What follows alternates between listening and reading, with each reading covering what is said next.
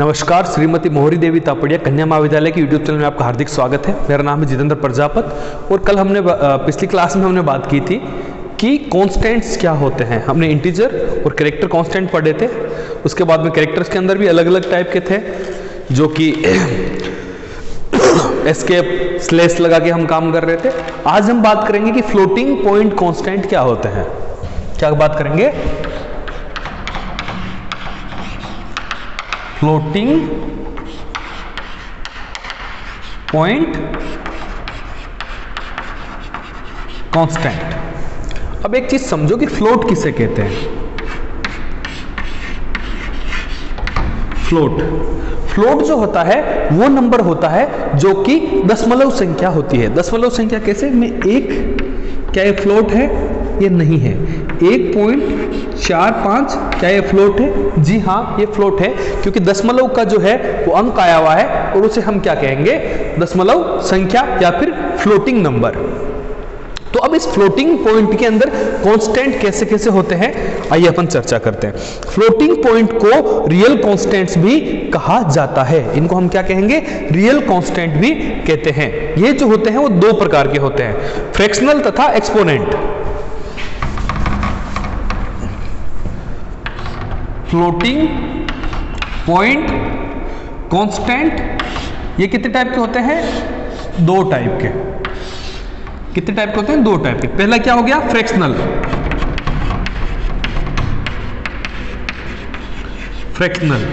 दूसरा क्या हो गया आपके पास? एक्सपोनेंट।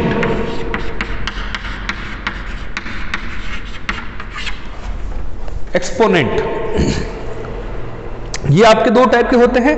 अब इसके अंदर क्या है? फ्रैक्शनल के रूप में दशमलव वाली संख्याएं आती है। जैसे मैं यहां पर बात करूं, एग्जांपल लूं 12.34, या फिर मैं बात करूं 6.4, या फिर मैं बात करूं 16.18। ये जो है ये आपकी क्या कहलाती है? फ्रैक्शनल कहलाती है। क्या कहलाती है? फ्रैक्शनल संख्याएं कहलाती है। एक और चीज ध्यान रखना, जब भी मैं इसकी बात करूंगा, इस नंबर की जो कि पॉइंट से पहले है, उसको मैं बोलूंगा 16, ना कि 6 या फिर 1-6। और पॉइंट के बाद जो भी वैल्यू आती है उसको आप अलग अलग नंबर में बोलोगे। जैसे ये नंबर क्या है? 16.18, 18 नहीं है, 16.18 नहीं है, ये क्या है? 16.18। अगर मैं बात करूं 10.255, तो इसको मैं 10.255 नहीं बोलूंगा, मैं बोलूंगा 10.255, 10.255। ये चीज आप समझने की बात है, ठीक है? ये हो गया आपका फ्रैक्शनल। उसके बाद हम बात करते हैं, दूसरा है एक्सपोनेंट। एक्सपोनेंट जो होता है वो भी आपका दो टाइप का होता है। क्या होता है ये देख लेते हैं। एक्सपोनेंट में रियल कांस्टेंट की संख्या लिखते समय ई का इस्तेमाल करते हैं, स्मॉल ई या फिर कैपिटल ई। ये जो है वो एक्सपोनेंट वैल्यूज को शो करने के लिए किया जाता है। इसके भी जिसका एग्जांपल कैसे लेंगे अपन? 0.13E01। ये जो है हमने किसी वैल्यू को रिप्रेजेंट किया। ये कोई बड़ी संख्या है, कैसे काम करती है मैं बता देता हूं आपको, ठीक है? इस प्रकार की संख्या के दो पार्ट होते हैं जिसको हम मेंटेसा और एक्सपोनेंट कहते हैं। क्या कहते हैं हम? मेंटेसा, MENTISA, मेंटिसा। और दूसरा पार्ट क्या होता है इसका? Exponent, EXPONENT। ठीक है, इसके दो भाग होते हैं, एक्सपोनेंट और मेंटिसा। क्या क्या है इसमें? एग्जाम्पल के लिए हम एग्जाम्पल ले रहे हैं इसके अंदर 0.13E01। ये जो आपके पास एक संख्या है, ठीक है, जिसके अंदर जो 0.13 है, 0.13 जो कि ई से पहले के नंबर हैं, वो आपके क्या कहलाएंगे? मेंटिसा। तथा जो 0 है, 01 है, ये क्या कहलाएगा? आपका एक्सपोनेंट कहलाएगा। उदाहरण के लिए जो हमने देखा कि 0.13E01 के अंदर ये जो था, इस इधर वाला पार्ट जो था मेंटिसा कहलाएगा। यहां लिख देता हूं मैं 0.13, ये हो आपका, ये आपका मेंटिसा कहलाएगा। और एक्सपोनेंट जो है वो 01 जो है ये आपका एक्सपोनेंट कहलाएगा, एक्सपोनेंट वैल्यूज कहलाएगी। इस ये जो संख्या है, ये वाली जो संख्या है, उसको अपन किस तरीके से लिख सकते हैं? 0.13 इंटू 10 टू पावर 1। हम इस चीज को, इसी की इसी लाइन को हम ऐसे भी लिख सकते हैं। यहां पर 0.1 की जगह अगर 0.6 होता तो हम कर लेते 10 की पावर 6। तो आप ध्यान रखना कि जो फ्लोटिंग पॉइंट कांस्टेंट होते हैं उनको, जो उनमें स्पेसिफिकली एक्सपोनेंट वाले नंबर होते हैं, उनको कैसे रिप्रेजेंट करना है, उनको कैसे रिप्रेजेंट करना है ये चीज। ये था आपका फ्लोटिंग पॉइंट कांस्टेंट्स, जिनकी सहायता से हमने देखा कि हम कैसे दशमलव वाले जो नंबर हैं, वो भी अलग अलग टाइप के नंबर, उनको कहते हैं। अब ये आपके जो छोटे छोटे क्वेश्चन आते हैं, है ना, कि मेंटेसा क्या होता है, या फिर एक्सपोनेंट क्या होता है, एक्सपोनेंट वैल्यूज क्या होती है, ये चीजें आप ध्यान रखना कि 2-2 नंबर के क्वेश्चन में आ जाता है। इसका एग्जांपल भी आपको ध्यान रखना है। जैसे मैं बात करूं, मेंटेसा किसे कहते हैं? 0.13E06, इसको हम क्या कहेंगे? मेंटेसा। इसको हम क्या कहेंगे? मेंटेसा। और ये क्या कहलाएगा? एक्सपोनेंट। तो ये आपको अगर पता होगा तो आपके 2 नंबर बहुत ही आसानी से इसके अंदर बन जाएंगे। कई बार वाइवा में भी आपको इस चीजें पूछ ली जाती है। उसके बाद हम बात करते हैं स्ट्रिंग कांस्टेंट्स। स्ट्रिंग के कांस्टेंट्स कौन से होते हैं? जैसे मैं बात करूं, मैं आउटपुट की बात करता हूं, तो जब भी मैं कुछ चीज लिखना चाहता हूं अपनी स्क्रीन पे, उसको मैं क्या करूंगा? डबल कोट के अंदर डालूंगा। जैसे मैं यहां पर डाला मैंने हेलो वर्ल्ड,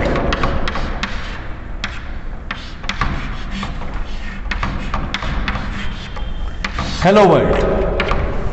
ये जब मैं इसके अंदर लिख रहा हूं तो डबल कोटेशन मार्क्स के बीच में लिखा हुआ कोई भी चीज जो कि एक मैसेज है, वो आपका स्ट्रिंग कांस्टेंट कहलाता है। क्यों कहलाता है स्ट्रिंग कांस्टेंट? क्योंकि ये जो है ना, ये आपका कांस्टेंट रहेगा पूरे प्रोग्राम में। जब भी आप इसको प्रिंट कराओगे यही रहने वाला है, जब तक कि आप इसके अंदर चेंज नहीं कर देते। तो कांस्टेंट कौन सा होता है? जो बदलता नहीं है। तो इसको हम क्या कहेंगे? String constant. स्ट्रिंग कांस्टेंट हो गया। उसके बाद है कि कांस्टेंट बनाया कैसे जाता है। चलो ठीक है, हमने समझ लिया कि अलग अलग टाइप के कांस्टेंट होते हैं। अगर मुझे कुछ कांस्टेंट बनाना हो तो मैं कैसे बनाऊंगा, इसकी हम जानकारी देख लेते हैं। तो क्या है कि स्ट्रिंग बनाने के लिए कॉन्स्ट या फिर डिफाइन, CONST, या फिर डिफाइन, DEFINE, डिफाइन, इन दोनों कीवर्ड्स का हम प्रयोग करते हैं। इनके द्वारा हम किसी भी वैल्यू को कांस्टेंट बना सकते हैं। कैसे है इसका सिंटेक्स देख लेते हैं अपन। जैसे मैं बात कर, सॉरी एग्जांपल देख लेते हैं। CONST int I equals to 10। तो अब मैं इस प्रोग्राम के अंदर अगर I की वैल्यू कहीं पर भी यूज लूंगा तो उसकी वैल्यू क्या रहेगी? 10 ही रहेगी, वो बदल नहीं पाएगी। इसके अंदर में दूसरा जो अपना तरीका था डिफाइन करके, तो hashtag define max equals to 25। अगर मैं ये कर देता हूं, हाँ, मैक्स 25 ये कर देता हूं, तो मैंने क्या किया? मैक्स की वैल्यू जो है वो अपने पूरे प्रोग्राम के लिए मैंने यहां पर 25 सेट कर दी है। अब मैं अगर बात करता हूं, जैसे मैं करता हूं हैशटैग डिफाइन HW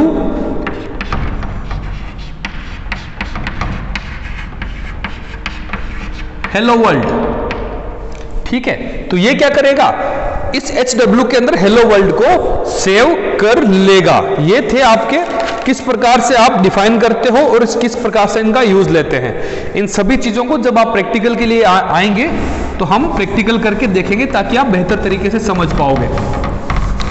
अभी तो आपकी जो बुक्स में जो एग्जाम्पल है वो आप देखिएगा, आपको समझ में आता है तो ठीक है। एक और चीज मैं कहना चाहूंगा कि अब सी प्रोग्रामिंग में जो भी चल रहा है या फिर आपकी पहले की क्लासों में जो भी चल रहा है, आपसे रिक्वेस्ट रहेगी कि आप उन सभी चीजों को एक बार रिवाइज कर लें, ताकि जब भी आपके प्रैक्टिकल्स के डेज शुरू हो, आपको कुछ पूछना हो तो आप आराम से पूछ पाएं। उसके बाद हम बात करते हैं सेपरेटर्स क्या होते हैं। क्या होते हैं सेपरेटर? क्या होते हैं और इनका क्या क्या यूज है। सेपरेटर कुछ ऐसे चिन्ह होते हैं जो प्रोग्राम को अलग अलग, जो प्रोग्राम को ग्रुप को अलग करने में, जैसे मैं बात करना चाहूं, जैसे मैं कहूं कि राम, इसका 1 2 3 4 ये खत्म कर दिया, तो आपको क्या है यहां पर पता चल गया कि ये राम का काम चल रहा है। मैं यहां पर श्याम लिखता हूं, यहां पर मैं कुछ शुरू करता हूं, यहां पर इसके बीच में कुछ आपको क्या लगेगा कि हाँ ये श्याम का पार्ट है, ये राम का पार्ट है। तो इन चीजों को डिस्टिंग्विश तरीके से एक दूसरे के साथ समझाने के लिए हम जिस चीज का प्रयोग करते हैं उसे हम क्या कहते हैं, सेपरेटर्स कहते हैं। और ये सेपरेटर जो होते हैं वो दो टाइप के होते हैं, पैरासिंथेसिस और ब्रेसिस। क्या कहेंगे, पैरासिंथेसिस, इसको हम कहेंगे पैरासिंथेसिस, और इसको हम क्या कहेंगे, ब्रेसिस। ब्रेसिस लगाने होते हैं आपके प्रोग्राम में और पैरासिंथेसिस लगाने होते हैं। अगर आप याद करें अपने प्रोग्राम को, तो जैसे ही हम वॉइड मेन करते हैं तो सबसे पहले हम क्या करते हैं, पैरासिंथेसिस का उपयोग करते हैं, फिर यहां से लेकर प्रोग्राम पूरा लिखते हैं। इसके अंदर जो भी लिखना होता है इनको हम क्या कहेंगे, ब्रेसिस कहेंगे। क्या कहेंगे, ब्रेसिस कहेंगे।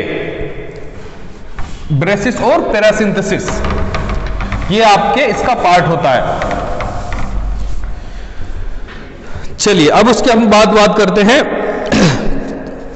कि किस प्रकार से आपके अलग अलग टाइप के आइडेंटिफायर्स थे और उनका हमने प्रयोग किया।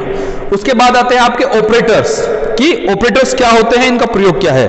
किसी भी फॉर्मूले में वह तत्व जो ये बताते हैं कि कौन सा ऑपरेशन किया जाना है उनको हम क्या कहते हैं, ऑपरेटर्स कहते हैं। जैसे अपन बात करते हैं, सोच के देखो एक फैक्ट्री है, उसके अंदर अलग अलग टाइप के लोग काम करते हैं। एक बोलता है मशीन ऑपरेटर है, इसका मतलब क्या है, ये है मशीन को चलाने वाला, है ना, कि मशीन ऑपरेटर मतलब मशीन को चलाने वाला। जेसीबी ऑपरेटर मतलब जो जेसीबी को चलाता है। कंप्यूटर ऑपरेटर मतलब जो कंप्यूटर को चलाता है ना। जैसे मैं अगर बात करूं कि प्लस माइनस गुणा भाग, ये क्या हुए, ये चला रहे हैं ना, किसी गुणा भाग या फिर किसी माइनस या फिर प्लस को चला ही तो रहे हैं, तो ये क्या हो गए, ऑपरेटर हो गए। तो क्या होते हैं ऑपरेटर, क्या ऑपरेशन किया जाना है, क्या काम किया जाना आपके प्रोग्राम में, ये डिफाइन करने के लिए जिन सिंबल्स का प्रयोग किया जाता है उन्हें हम ऑपरेटर कहते हैं। सी के अंदर कई प्रकार के ऑपरेटर होते हैं जिनको हम आगे आने वाली जो क्लास है आपकी उसके अंदर पढ़ेंगे। आई होप आपको ये सभी चीजें समझ में आई होगी, आइडेंटिफायर जो होते हैं आपके सारे समझ में आए होंगे और आप घर पे बैठ के खूब ढंग से पढ़ाई कर रहे होंगे। सी जो है बहुत ही सिंपल और बहुत ही इजी लैंग्वेज है, तो आप इसको ढंग से पढ़ेंगे, ढंग से ध्यान देंगे तो आप बहुत आराम से पढ़ाई कर पाएंगे। बने रहें हमारे साथ, अपने स्वास्थ्य का खूब ध्यान रखिएगा, अपने इस चैनल को लाइक करें, शेयर करें, सब्सक्राइब करें। धन्यवाद, टेक केयर।